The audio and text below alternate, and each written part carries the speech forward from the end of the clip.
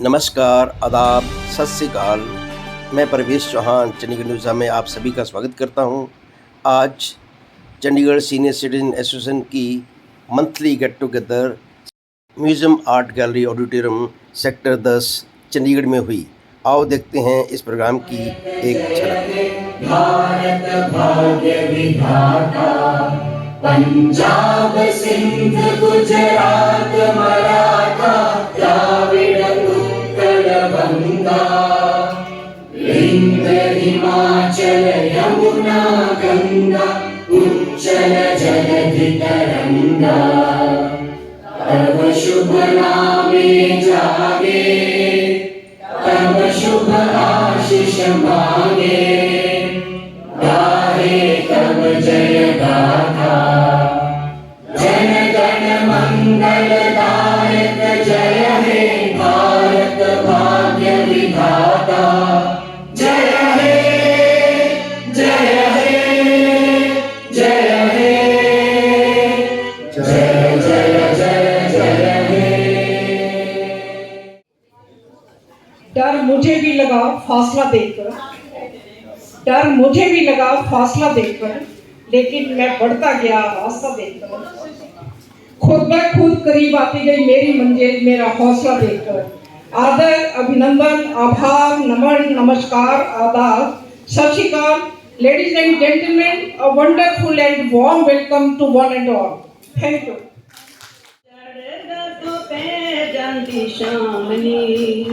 ਉਹ ਤੋਂ ਕੁੜੀਆਂ ਦੇ ਕਾਲਜ ਮਚਾਨ ਨੂੰ ਮੈਂ ਉਹਦਾ ਬੁੱਲਾਂ ਉੱਤੇ ਰੱਖਦੀਆਂ ਨਾਮ ਨੀ। ਜਦੋਂ ਹਿੱਲਦਾ ਨਾ ਪੱਤਾ ਕਿਸੇ ਪਾਸੇ ਆਏ ਉਦੋਂ ਉਹਦਾ ਗੀਤ ਗਾਈਦਾ। ਸੁਰਮੇਦਾਨੀ ਵਰਗਾ ਹੈ ਮੇਰਾ ਮਾਹੀ ਤੇ ਹੋਰ ਮੈਨੂੰ ਕੀ ਚਾਹੀਦਾ। ਸੁਰਮੇਦਾਨੀ ਵਰਗਾ ਹੈ ਮੇਰਾ ਮਾਹੀ ਤੇ ਹੋਰ ਮੈਨੂੰ ਕੀ ਚਾਹੀਦਾ। ਕੁਝ ਚਿਰ ਜੀਣ ਤੇ ਜੇ ਆ ਗਈ ਤਾਂ ਕੀ ਕਰਾਂਗੇ, ਨਜ਼ਰ ਸਾਕੀ ਦੀ ਜੇ ਪਰੀ ਮਹਿਫਿਲ ਦੇ ਵਿੱਚ ਮੈਨੂੰ ਤੁਸੀਂ ਮੁੜ ਮੁੜ ਕੇ ਨਾ ਵੇਖੋ, ਪਰੀ ਮਹਿਫਿਲ ਦੇ ਵਿੱਚ ਮੈਨੂੰ ਤੁਸੀਂ ਮੁੜ ਮੁੜ ਕੇ ਨਾ ਵੇਖੋ, ਨਜ਼ਰ ਰਹਿਵੇਂ ਕਿਤੇ ਟਕਰਾ ਗਈ ਤਾਂ ਕੀ ਕਰਾਂਗੇ, ਨਜ਼ਰ ਰਹਿਵੇਂ ਕਿਤੇ ਟਕਰਾ ਗਈ ਤਾਂ ਕੀ ਕਰਾਂਗੇ। ਤਬੀਅਤ ਪੀਣ ਤੇ ਹੈ ਉਹ ਕੁਝ ਚਿਰ ਜੀਣ ਤੇ ਦੇ ਆ ਗਈ ਤਾਂ ਕੀ ਕਰਾਂਗੇ, ਨਜ਼ਰ ਸਾਕੀ ਦੀ ਜੇ। He is principal consultant in pulmonary medicine in Parks Hospital. Please give a big hand to Dr. Madam Devi.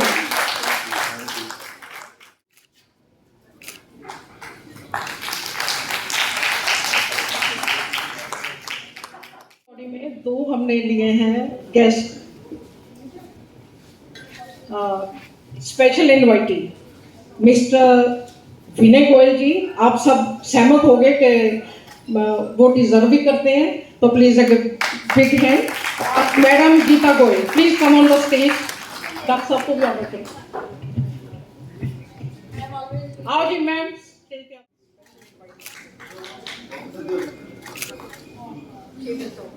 We are always with you. You don't have to make a special invite. Thanks for the honor. Thank you so much.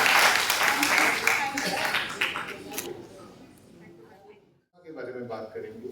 Asthma, जिसे दमा भी कहा जाता है, कई लोग इनको symptoms आते हैं पर उसको समझ नहीं पाते कि हमें सिम्टम्स क्यों आ रहे हैं। कुछ लोग को थोड़ा सा चलने पर सांस फूलता है तो उन्हें लगता है कि उम्र की वजह से शायद हमें ये हो रहा होगा।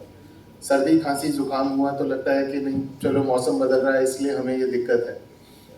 इसके लिए वो नॉर्मल या तो काउंटर से कोई मेडिकेशंस ले लेते हैं या आसपास कहीं छोटी मोटी दवाइयाँ करके सोचते हैं अब सिम्टम्स में रिलीव आ गया, ठीक है, सब कुछ ठीक है। थोड़े टाइम बाद फिर वही दिक्कत होती है, फिर टाइम के साथ वो दिक्कत बढ़ती जाती है।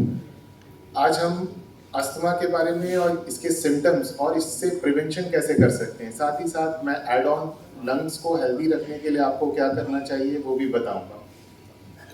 अस्थमा में जैसे आप ये देख रहे हैं, नॉर्मल सांस की नाली इस तरीके से होती है, खुली हुई, है ना। अस्थमा में क्या होता है कि रिपीटेड अटैक्स की वजह से, जैसे कि छाती से सीटी की आवाज़ किसी किसी को आती है या सांस में दिक्कत होती है, छाती जकड़ी जाती है, तो हमारी अंदर की सांस की नालियाँ ऐसे जकड़ जाती हैं।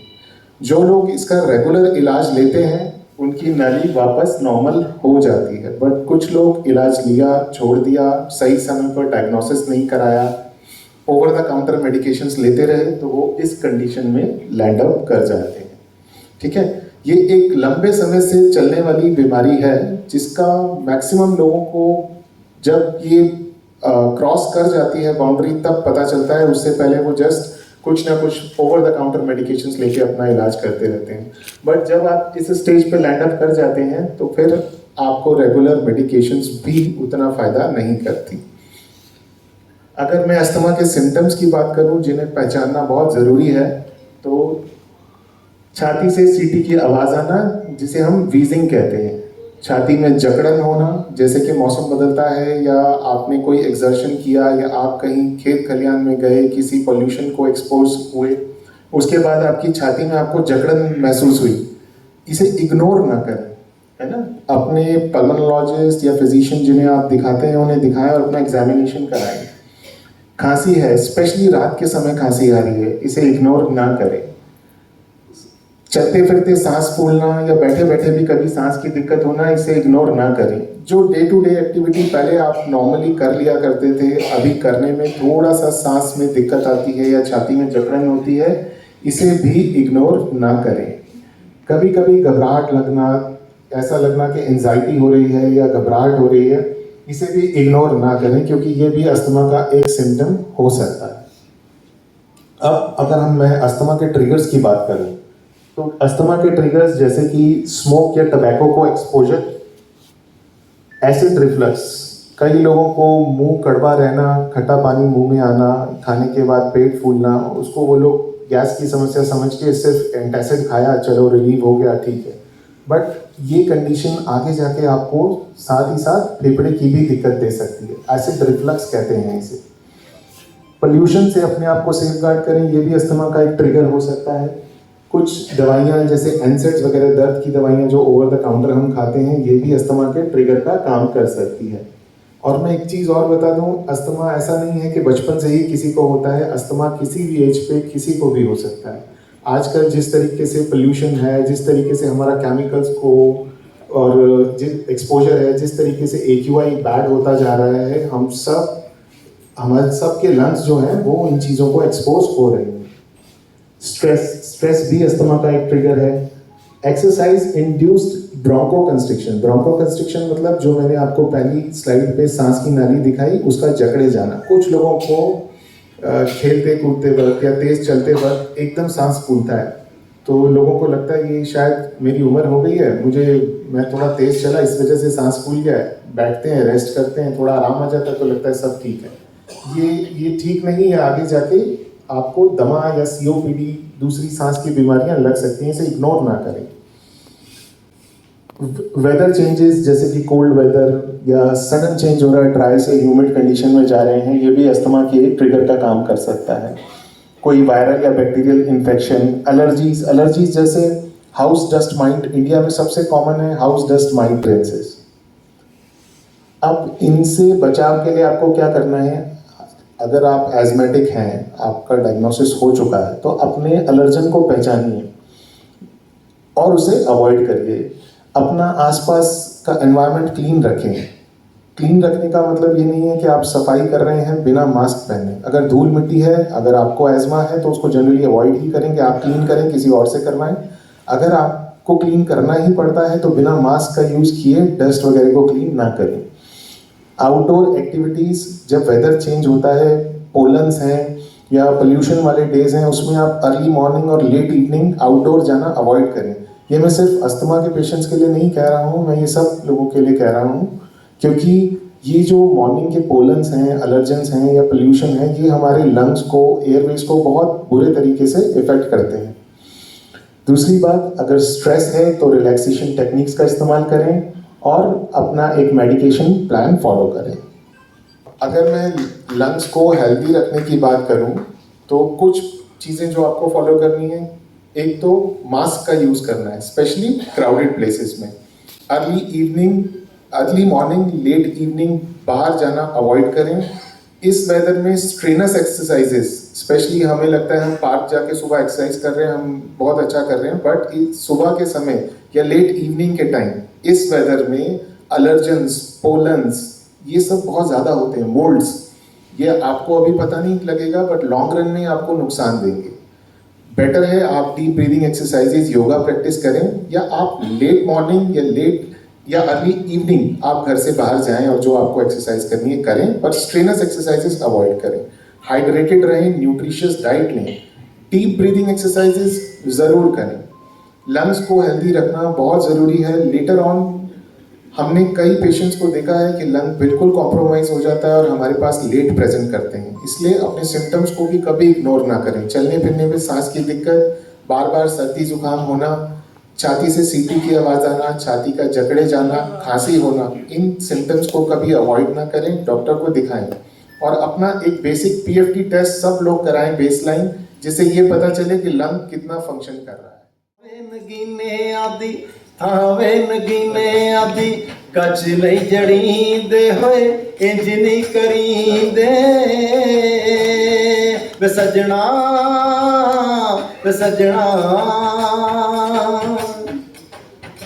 एक मौका से दे सानू भुला बख्शाउण दा, दिल ना तू तोड़ी रखी मर जाने मान दा।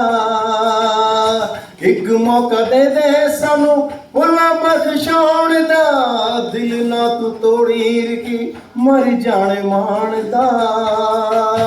यार दियां गल्लां दिलदार दियां गल्लां सुने, यार दियां गल्लां वाला गुस्सा नहीं मनी दे होए इंज नहीं करी दे वे सजना वे सजना वे सजना वे सजना। कोई तूफानों से कह दे मिल गया साहिल मुझे, दिल की ये धड़कन ठहर जा, मिल गई मंजिल मुझे, आपकी नजरों ने समझा, पड़ गई दिल पर मेरे आपकी परछाइयाँ, हर तरफ बजने लगी सैकड़ों शहनाइयाँ, दो जहाँ की आज खुशियाँ हो गई हासिल मुझे, दिल की ये धड़कन ठहर जा, मिल गई मंजिल मुझे, आपकी नजरों ने समझा। आंसू और मुस्कान में हो गया तनाव, दोनों में हो गया थोड़ा मनमुटाव। मुस्कान ने आंसू को समझाया, लोगों के दिलों में राज करती हूँ, खुशियाँ देकर उनका खून बढ़ाती हूँ। मुस्कान की उपमाएं दी जाती हैं, मुस्कान की सुंदरता पर बधाई दी जाती हैं। अरे आंसू, एक तुम हो जो सबको रुलाते हो, सबके गमों को बढ़ाकर उन्हें गमगीन बनाते हो। लानत है तुम पर जो दुनिया में आए हो, लोगों के लिए दुख का सैलाब लाए हो। आंसू ने धीरे से मुंह खोला, दिल को काबू में रखकर एक छोटा सा वाक्य बोला, देखो बहन, अगर मैं लोगों की आंखों से ना निकलूं तो उनका दिल पत्थर का हो जाता है। मैं ही तो उस पत्थर को पिघलाता हूँ। आंसुओं से दिल का मैल धोता हूँ और तुम्हारी उज्जवल मुस्कान के लिए उसे स्वच्छ बनाता हूँ। मैं तुमको दोष नहीं देता, मैं तो मेल व संयोग को मानता हूँ।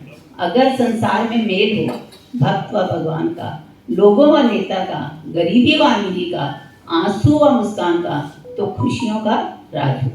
आंखों में आंसू तो हों पर गम के नहीं, खुशी के हों। कहते हैं आंसू का स्वाद नमकीन होता है, पर खुशी में भीगे आंसू का स्वाद रंगीन होता है। यूं तो मुस्कान भी फसाद की जड़ है, किसी पर व्यर्थ ही मुस्कुरा देने से हजारों फसाद खड़े हो जाते हैं, पर आंसुओं की बाढ़ में खुद ही बह जाते हैं। आंसू की महत्ता कम नहीं होती, बड़े बड़े झगड़ों को मिटा देती है, भूलों को क्षमा करा देती है।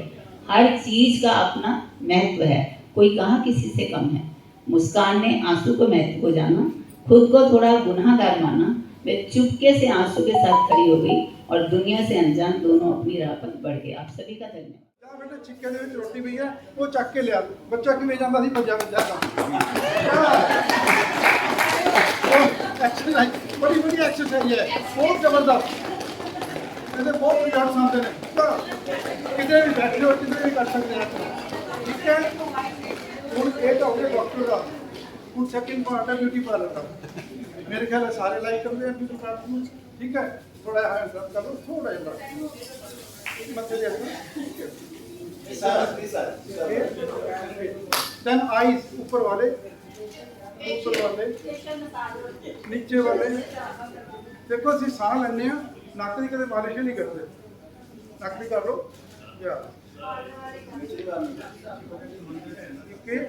देखना कई बार असं कहते ना वो बच्चे कहने पानी पीना ही कहते मटका ही टुट गया बड़ी वधिया एक्सरसाइज है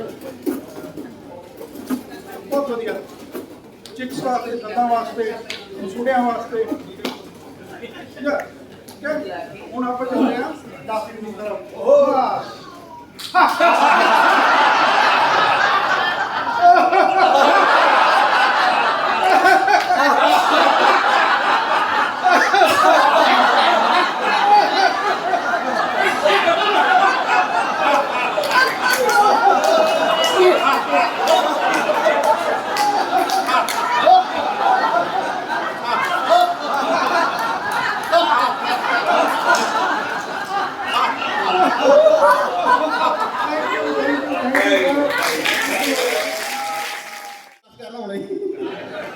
कई बंदे हसते आवाज ही नहीं आते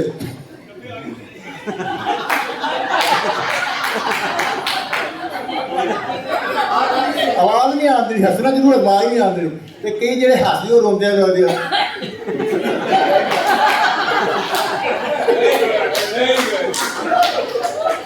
जोरदार तालियां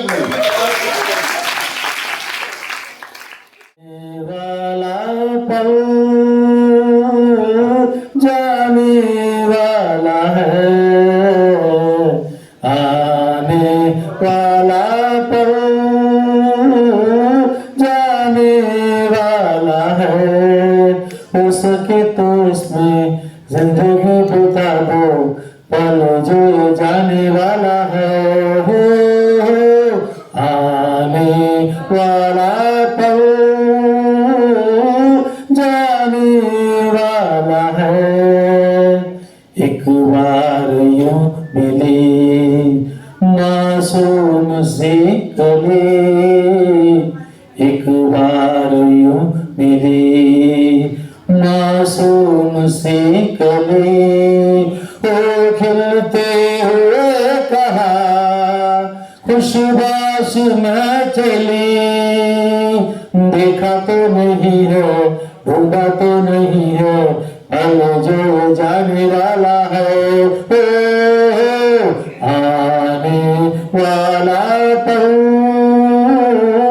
जाने वाला है हो सके तो इसमें जिंदगी बिता दो पल जो जाने वाला है ओ आने वाला पल आप गैरों से नजरें मिलाते रहे आप गैरों से नजरें मिलाते रहे एक नजर हमने देखा तो क्या हो गया एक नजर हमने देखा तो क्या हो गया दोस्तों इस जमाने को, क्या हो गया जिसको चाहा वही बेवफा हो गया। आदमी कोई पत्थर की मूरत नहीं, आदमी कोई पत्थर की मूरत नहीं, जिसको चाहा वही हमसे जुदा हो गया, जिसको चाहा वही हमसे जुदा हो गया। दोस्तों इस जमाने को क्या हो गया, दोस्तों इस जमाने को क्या हो गया, जिसको चाहा वही बेवफा हो गया, जिसको चाहा वही बेवफा हो गया। Thanks for watching. Please like, share and subscribe my channel.